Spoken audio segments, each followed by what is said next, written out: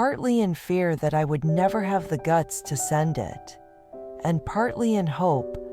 I can still clearly recall the day I tucked that pale blue envelope into the back pocket of my beloved diary. I've been sitting at my tiny kitchen table in my Brooklyn apartment every morning for the past year, coffee steaming next to me, the envelope smiling back at me like an old friend who knows all of my secrets. It contains a letter I never wrote to Jonah, my childhood best friend, who is now a mute stranger. And it is full of excuses I never learned to say out loud. I'm Avery Mitchell, and I work from a rented studio down the block, creating handmade candles. The sound of Jonah's laughter was what I chased through every summer afternoon when we were inseparable. But now, the aroma of lavender and sandalwood soothes me. Everything felt limitless and secure. Even our late-night arguments about who would prevail in a Hunger Games match, our shared walk home from school, and our neighborhood block parties. Then everything changed one evening in the fall. After turning 25, I felt like I was finally figuring things out. I had plans to move into a larger apartment, a promotion at the design business where I interned, and consistent savings. Jonah joined me for the joyous occasion, complete with cheek-to-cheek selfies. However, I still regret the decision I made to tell him I loved him in the midst of melted wax and string lights. In that heavier way that clings to the tongue, but not as a friend. Naturally, with a nice but uneasy laugh, he shifted the topic before I could take it back. In retrospect, I can see how swiftly the effortless rhythm we had was broken by my revelation. Following that evening, coffee invitations were turned down, and SMS remained ignored. The once bright and cheerful environment around us felt abruptly cold and far away, as if I had stepped outdoors into the brisk November air without my coat. I composed the letter a few weeks later, while seated at my kitchen table because of this. I wanted to express how sorry I was for placing him in that awkward situation, how afraid I had been of losing our friendship, and how I had stumbled over the words that meant more than friendship. More than anything, I wanted to express my gratitude for all of our late-night phone conversations, laughs, and secrets. I also wanted to let him know that I understood if he needed distance. However, I couldn't bring myself to mail the letter once it was finished, folded, and sealed nicely. As I gazed at his name in my contacts, my fingers shook on the screen of my phone. Would sending it cause a door I had previously closed to open again? Would the distance go any wider?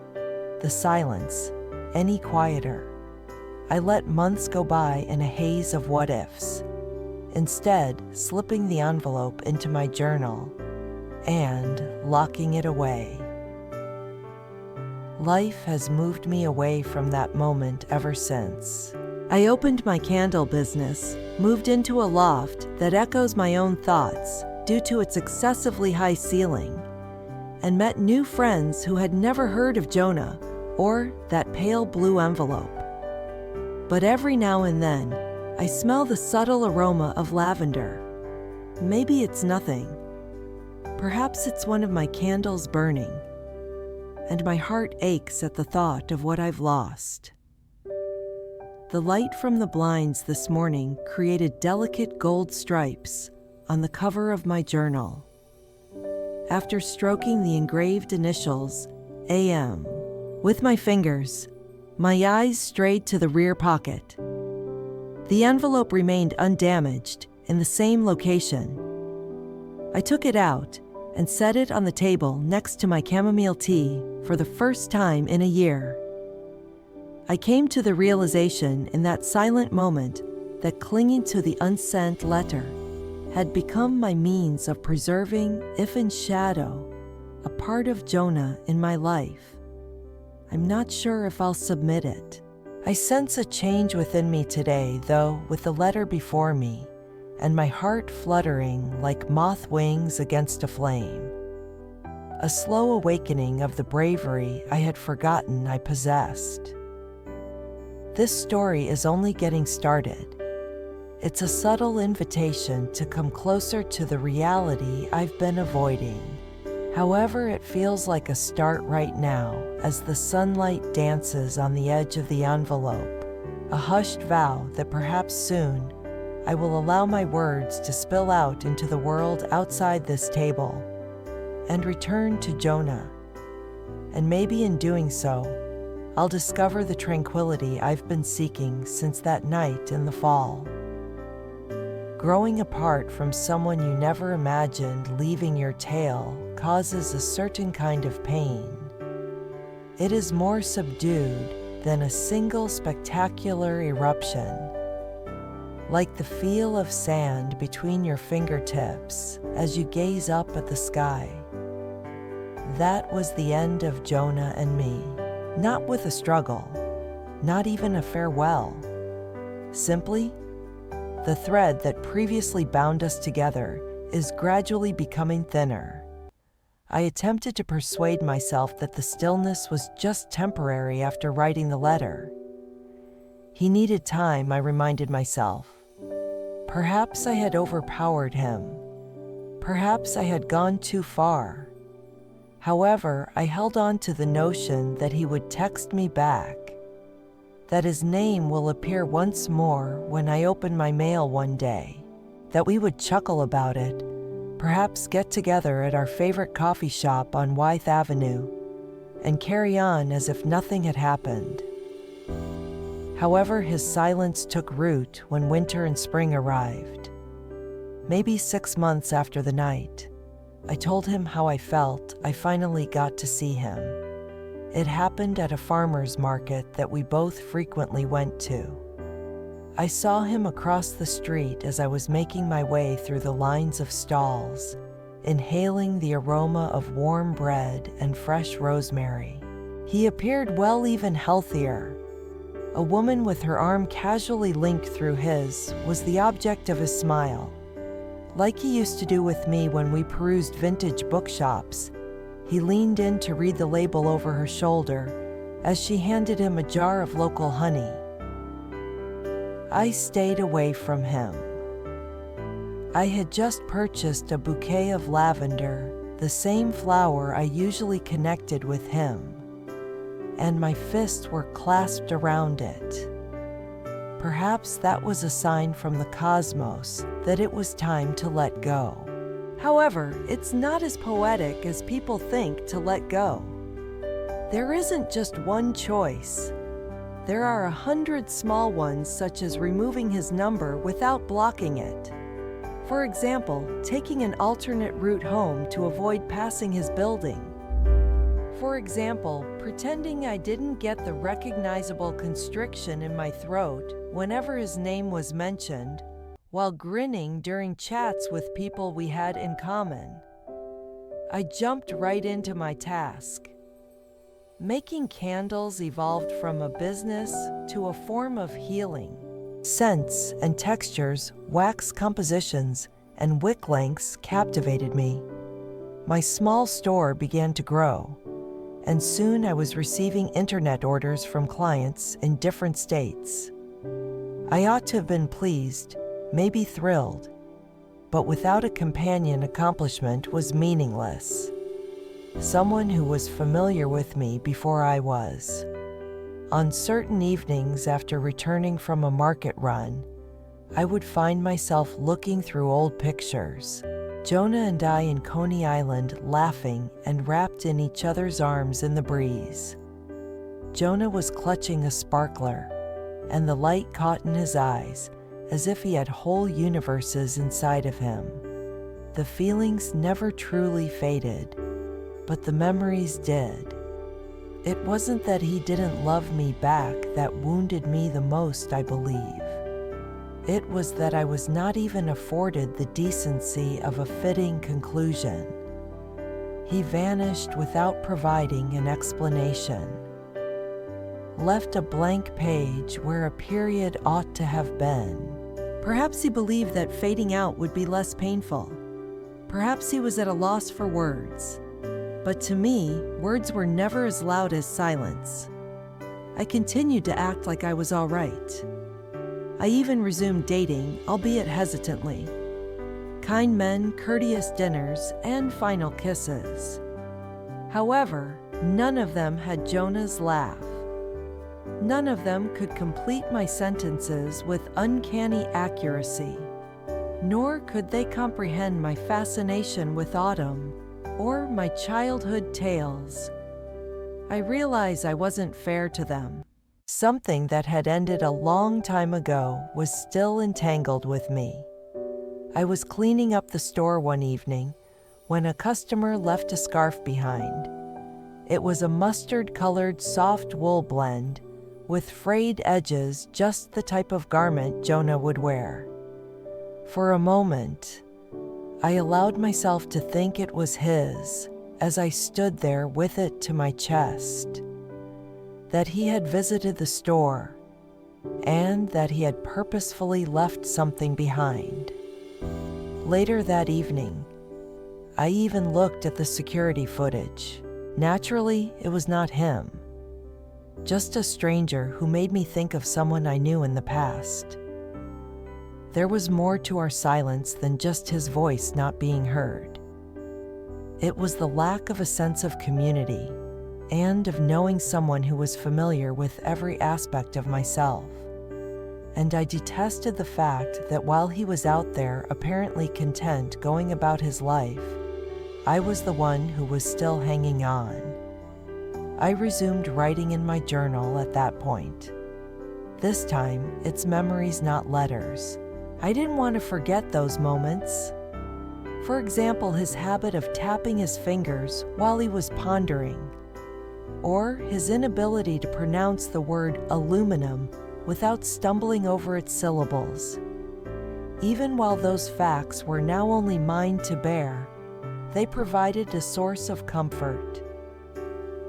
I started creating a life without Jonah, somewhere between candle wax and lavender. I didn't want to. However, I had to. Because it's like embracing a ghost when you hold on to someone who has already let you go. You can feel the shape, but not the warmth.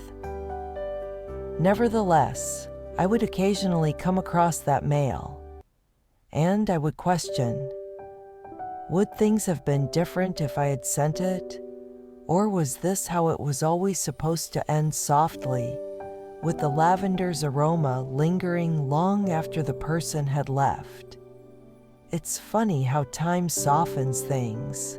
Once sharp and cutting memories' jagged edges become worn down until they nearly feel spherical, even safe. However, the reality occasionally nags at the corners of my mind in the faint hum between waking and sleep, not loudly but steadily enough that I can no longer ignore it. On a Wednesday it occurred.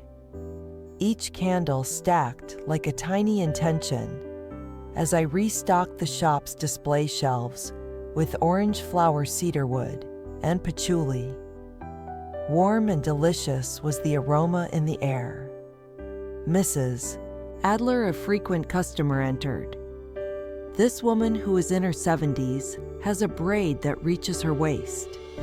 It always smells of ancient books and peppermint. She stayed at the front a little longer than normal that day, observing me with an odd kind of affection.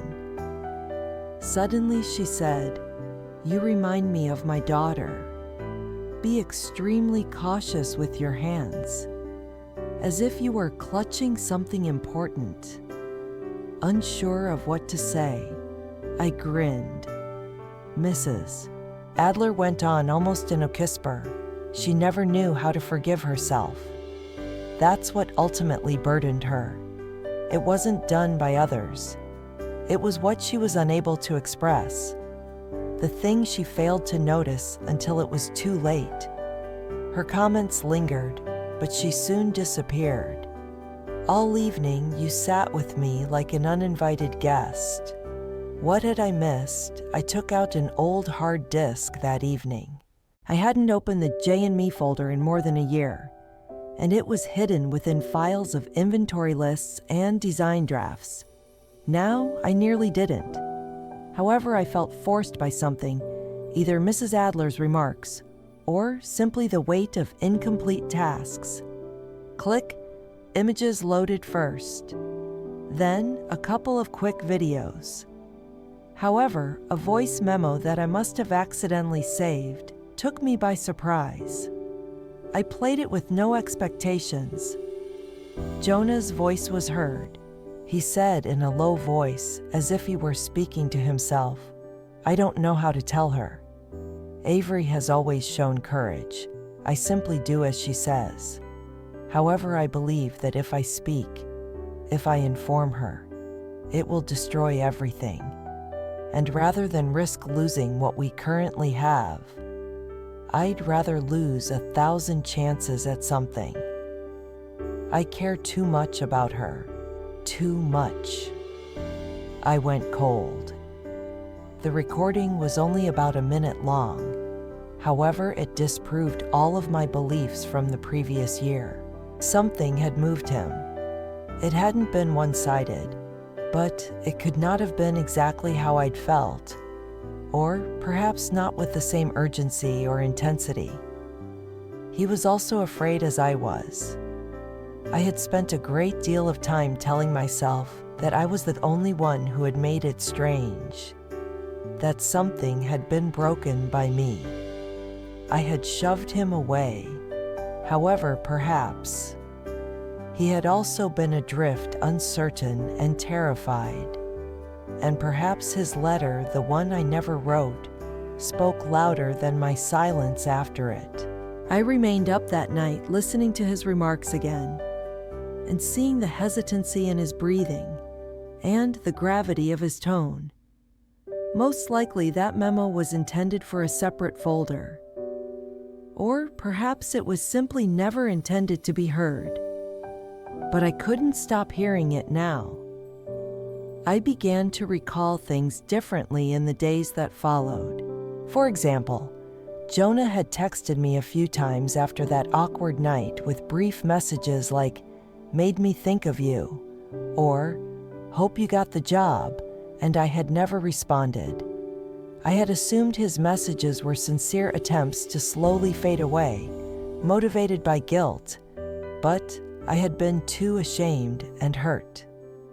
What if they weren't, though? What if these were his attempts to get in touch with me, in the hopes that we might work things out? I believed that I had been the one left behind. However, perhaps too proud or too afraid to turn around, we had both walked backward, out of the same room. The ache persisted after the realization. However, it changed the weight. It made me realize that I wasn't the only one with the string. Perhaps there had been more love than each of us could have handled in our silence. I had to revisit the letter because of it. I opened it slowly, as though it were a sacred object. For the first time, I read it out loud to myself. It was a bit too long and awkward in several spots. However, it was truthful. Then I picked up a pen, something I hadn't done in a long time. The letter was not rewritten by me. I composed a fresh one. To myself, not to Jonah. I wrote about how much I missed him, not the picture version, but the real one, and how much I had loved him. The person who always gave me the better half of his bagel without asking, and would quarrel with me over movie endings. I'm sorry I didn't send the initial letter. His disappearance was forgiven by me. I scribbled until my chest slightly relaxed, and the ink began to seep through the page. After folding the second letter, I placed it in the same journal pocket as the previous one. 2 letters next to each other. For what I didn't say, one for what I at last realized. That night, the lavender candle on my windowsill flickered softly, and in its calm, steady light, I came to the deep realization that sometimes a response isn't the best way to find closure. There are moments when you have to tell yourself the truth. I met Ethan in the middle of March. I hadn't seen him in at least 2 years, but he was one of Jonah's old college pals. Of all places, we ran into each other on the L train.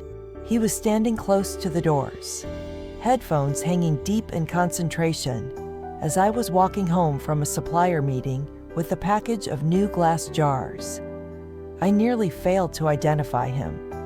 However, he glanced up, saw me, and grinned with a smile that makes time stand still. Avery. He uttered those words. Whoa. It has been a long time. In the end, we stood close to the pole and engaged in the trivial talk that serves as a buffer against more serious conversation. Then Ethan murmured, "I'm sorry about Jonah," as the train shook beneath us. I blinked. "I apologize." He scowled as if he thought I already knew. "Indeed. I assumed you had heard regarding the mishap." The doors of the train opened. Individuals moved in and out. Everything began to sound far away, like if I were underwater, and my ears began to ring. What mishap? I inquired. It didn't feel like my voice. He gave me a really perplexed expression. "You were unaware." Whoa. I thought you would have heard from someone. He gave as gentle an explanation as he could. Jonah had been riding the West Side Highway late one evening.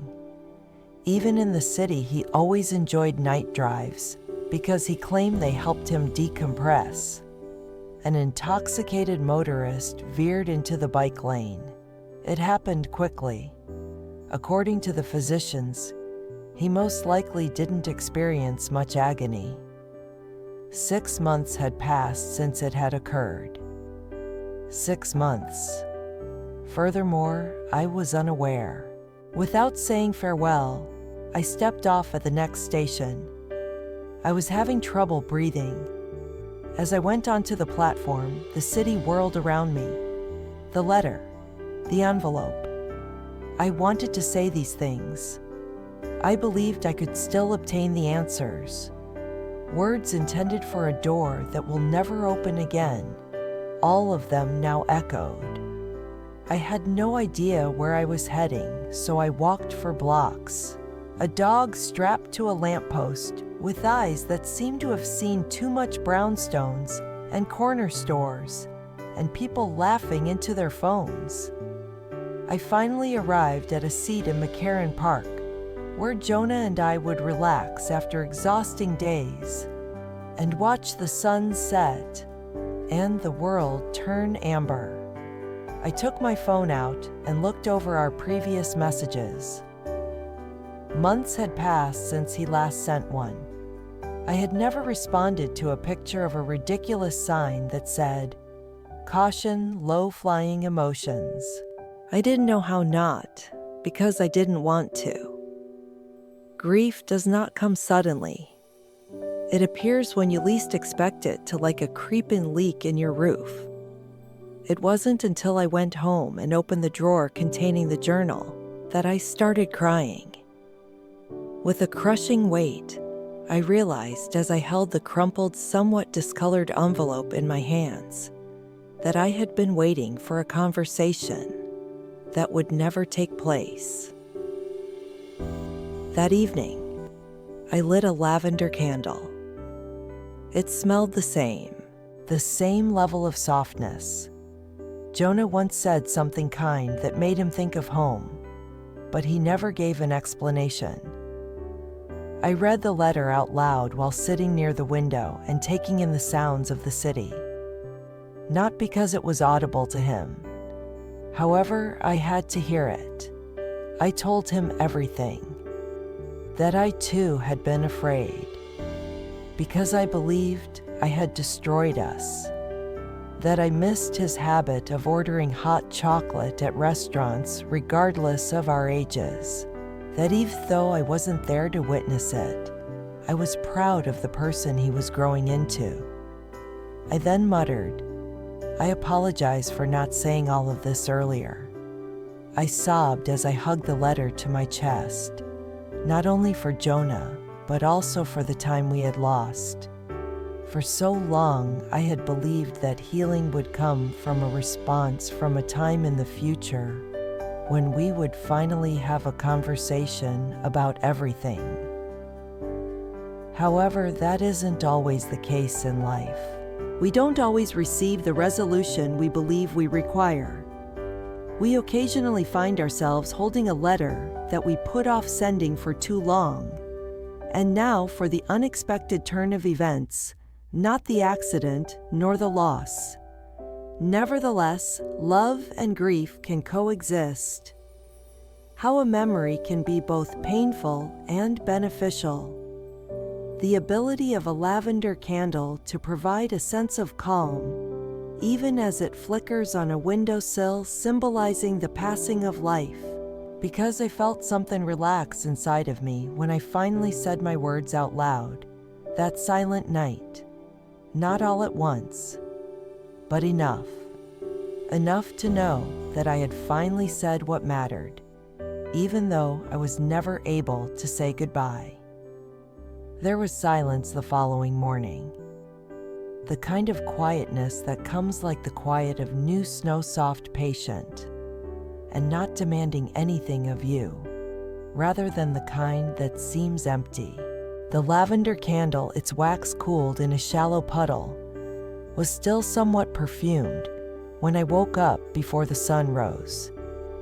With the two letters still tucked inside, one for what was lost, and the other for what I had finally seen, I sat on the edge of the bed for a long time, my fingers grazing the journal's pages. Sadness did not go away. It never does. But it took on a new form. It became calmer, something I could bear without it dragging me down, and it ceased to be a ghost in the room. I made a few minor adjustments in the weeks that followed. I reorganized the store and introduced Evening Light, a new fragrance to the candle line that was warm and grounded with a hint of lavender and a blend of bergamot and sage. People adored it. It smelled like remembering someone without hurting, according to one woman. I smiled at that. Jonah is still on my mind. Not as painfully as I formerly did. Now it's more subtle, even reassuring, like a shadow in the late afternoon. Sometimes I get a twinge when I hear a song we used to adore, or walk by a place we claimed as our own.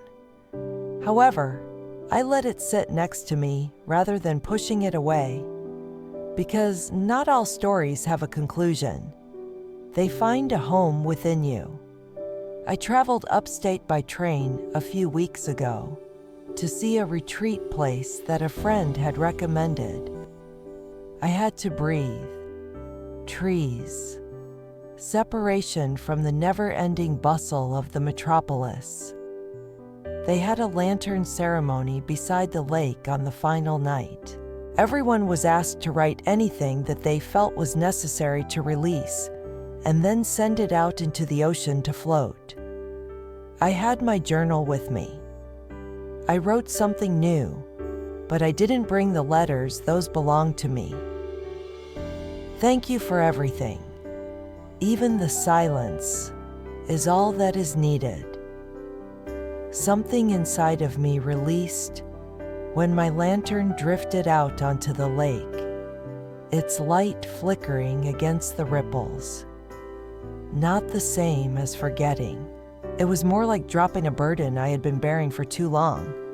I refrained from crying. I didn't experience emptiness. All I did was breathe. Additionally, it felt sufficient. That's the problem with healing. It doesn't yell. It doesn't come with cheers or trumpet blasts. Moments like that, calm lakes, gentle candles, the silence of an undemanding morning are when it sneaks in. It's not a place to go. There are several options. Deciding to forgive things that cannot be altered. Making the decision to remember gently. Choosing repeatedly to keep the heart open. Instead of putting the journal away when I returned to the city, I kept it on my windowsill. It's still there now, lying next to a fresh lavender candle that I've been purposefully burning gently. On other evenings, I write again, but this time it's about me rather than Jonah. Some of the most significant farewells are those that take place inside of you, according to this version of Avery, who has learned to live in the middle. I have not yet fallen in love again. However, I've resumed speaking honestly with others. I no longer cringe when I recall the past. Instead, I now smile. I've begun to think that perhaps, just possibly, there is yet more tenderness in the world for me, and I believe Jonah would be happy if he ever realized that I had managed to move on, not without him, but with him subtly woven into my tale. So, if you want to call it that, this is the conclusion. Not really dramatic, not perfectly wrapped in a ribbon, a candle burning low, a woman with ink on her hands, and the silent solace of words at last. No letter was ever sent. However, the healing still came.